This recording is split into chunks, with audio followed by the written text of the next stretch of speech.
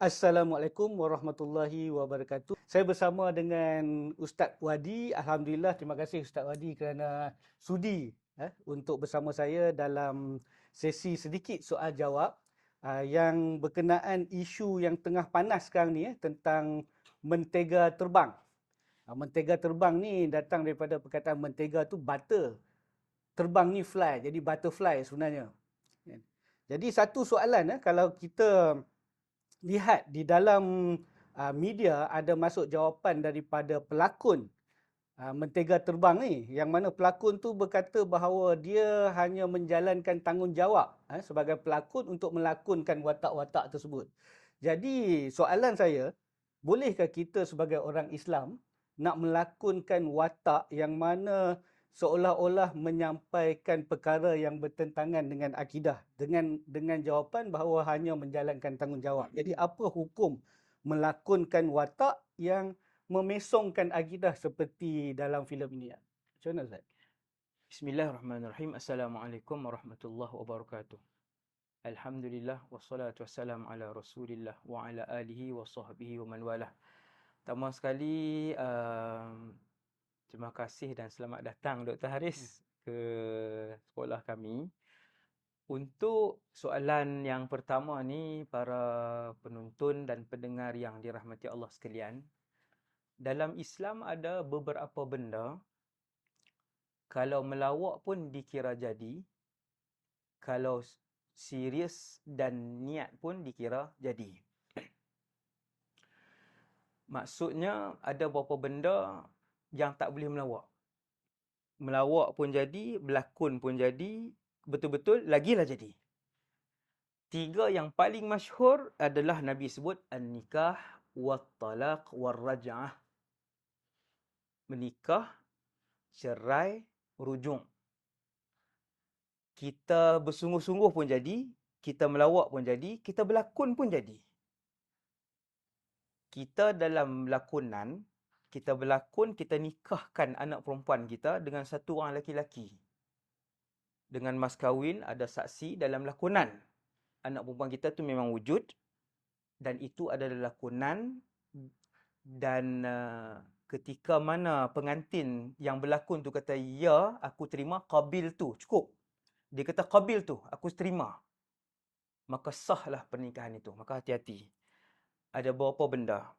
Yang ulama gariskan, takat yang saya ingat ada 5. Nikah, cerai, kalau melawak jadi juga, bersungguh-sungguh pun jadi, rujuk. Dan yang keempat adalah memerdekakan. Yang Nabi sebut al-itqu, kata Rasulullah, memerdekakan. Merdeka ni zaman ni tak ada, saya tak sebutlah, tak sentuh. Yang kelima adalah yang disebutkan oleh para ulama akidah, ialah apabila kita melakukan perbuatan kufur ataupun menyebut perkataan kufur. Buat perbuatan kufur, sebut perkataan kufur, kalau berlakon pun jatuh kufur. Itu hati-hati. Saja-saja lalu tokong, saja-saja melawak pergi sembah. Dia kata saja melawak, jatuh kufur. Perbuatan tu walaupun berlakon. Walaupun melawak, apatah lagi kita berlakon. Berlakon ni sebab kita sedar dalam keadaan, kita sedar, bukan kita melawak, kan? Kita sedar, kita tak dipaksa. Maka kata para ulama, apa-apa perbuatan kufur, perkataan kufur, walaupun melawak, bergurau, maka ia boleh menjadikan orang itu kufur, wal'iyadzubillah. Satu hadis sahih, Nabi sebut, innar rajula la yatakallamu bil kalimati. Satu orang lelaki-lelaki, kadang-kadang dia bercakap dengan satu perkataan, satu ya doktor. La yara biha ba'san. Dia tak ambil peduli pun perkataan tu. Dia ingat tak ada apalah. Bukan dia kata aku sembah syaitan, tak. Satu orang lelaki-lelaki, dia sebut perkataan yang ada bau-bau kufur. Yang dia tidak beriktikad penuh pun dengan perkataan itu. Sebut melawak, sebut sambil-sambil macam tu je. Nabi kata, yahwi biha sab'ina kharifan. Satu perkataan itu boleh membuatkan orang itu dihumbankan ke dalam neraka selama 70 tahun. Selama 70 tahun. Itu untuk soalan yang pertama lah. Jadi hati-hati perkataan kufur, perbuatan kufur boleh membuatkan seseorang itu jatuh kufur. Semoga kita dipelihara oleh Allah Taala bertaubat kepada Allah Subhanahu Taala. Okey, dengar. Jadi kepada pelakon-pelakon, jika apabila mendapat skrip daripada penerbit atau siapa yang hendak kita lakonkan watak tersebut, baca dulu, lihat dulu seperti yang Ustaz Wadi telah maklumkan, jika ada perkara-perkara yang kufur, yang menentang ataupun memesongkan akidah, tolak aje. Kan rezeki itu ada di mana-mana, insya-Allah Allah akan berikan rezeki daripada sumber yang lain. Jangan ingat kata sebab kita dapat uh, peluang untuk berlakon itu adalah rezeki daripada Allah, bukan. Kita kena pilih, kita kena pilih supaya ia tidak sehingga memesongkan akidah seperti yang berlaku ini. Okey. Masih lagi tentang filem Mentega Terbang tu, sebab filem tu dia ada satu babak yang mana dia seolah-olah nak memberitahu ataupun menyarankan kita untuk membanding-bandingkan agama. Dia suruh kita membanding-banding sebab filem tu orang Islam. Dia tunjuk itu orang Islam. Jadi orang Islam ini dia nak membanding-bandingkan agama untuk memilih mana yang lebih benar lah dia katakan. Kita sebagai sudah pun orang Islam, jadi bolehkah kita untuk membanding-bandingkan lagi agama ni, lepas tu nak pilih pula mana satu yang lebih benar seperti dalam cerita ni, bolehkah Ustaz? Dalam agama Islam, ada sangat banyak ayat Quran yang menyatakan bahawa agama yang diterima di sisi Allah ialah Islam. Jelas. Bila ada petikan dalam filem tersebut yang menyarankan supaya si anak ini mencari kebenaran melalui agama-agama lain sama, itu jelas satu ajaran dan galakan yang terpesong daripada ajaran agama Islam. Sangat jauh. Tersasar jauh dari Islam. Kita ibu ayah mesti ajak anak-anak bahawa agama Islam inilah yang benar. Kerana benda itu sudah dijelaskan oleh Allah, inna dina indallahi al-Islam. Sesungguhnya Allah sebut, agama yang diiktiraf di sisi Allah adalah Islam. Allah dah jawab. Jelas. Dalam ayat-ayat lain, وَمَنْ يَبْتَغِي غَيْرَ الْإِسْلَامِ دِينًا فَلَنْ يُقْبَلَ مِنْهُ. Siapa yang mencari selain Islam untuk jadi gaya hidup, panduan hidup, pedoman hidup, tidak akan diterima daripada dia.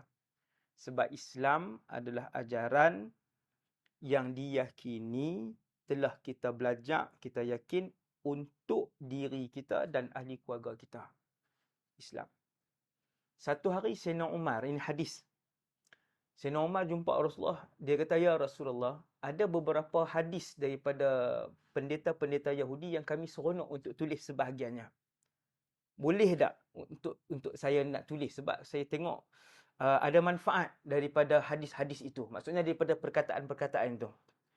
Maka waktu tu muka Nabi merah padam. Bila Sayyidina Umar nak tulis beberapa, ada benda tu kan, ada pendeta Nasrani, pendeta Yahudi apa semua. Sayyidina Umar minta izin Nabi dulu. Nabi merah padam muka, maka Nabi pun marah Sayyidina Umar, tapi dengan bahasa Rasulullah lah kan. Nabi tak pernah jerkah, guna kata kesat tak pernah. Muka Nabi merah padam, sahabat dah tahu Nabi marah. Janganlah kalian melakukan kerosakan seperti mana Yahudi dan Nasrani melakukan kerosakan. Wahai Umar, kata Nabi, laqad ji'tukum biha bayda'a naqiyah. Agama yang aku bawa sekarang ini, Islam dengan syariat Muhammad ini, adalah satu ajaran yang bersih aku bawa. Suci, putih. Dan seandainya Musa hidup, walau kana Musa hayyan, kalau Musa itu hidup, ma wasi'ahu illa tiba'i, nescaya dia mesti ikut aku. Dia takkan bawa ajaran Taurat. Nabi Isa takkan bawa ajaran Injil. Kalau Musa dan Isa hidup, mereka akan bawa ajaran aku. Sebab tu nanti di akhir zaman, ketika Nabi Isa hidup nanti, bukan Nabi tadi, hadis Nabi Musa. Kalau Nabi Musa hidup, dia akan ikut syariat Nabi Muhammad.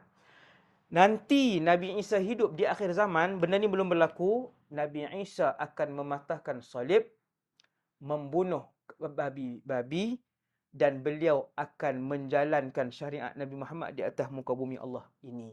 Tuan-tuan, benda tu ada banyak dalil bahawa agama yang Allah redha ni adalah agama Islam, dan kita kena yakin perkara tersebut. Wallahu a'lam. Okey, itu dua soalan yang pentinglah daripada filem tersebut, yang untuk membanding-bandingkan agama seperti yang disebut oleh Ustaz Wadi, tak boleh lah. Tak boleh sebab memang kita dah dapat bahawa agama yang sebenar adalah agama Islam.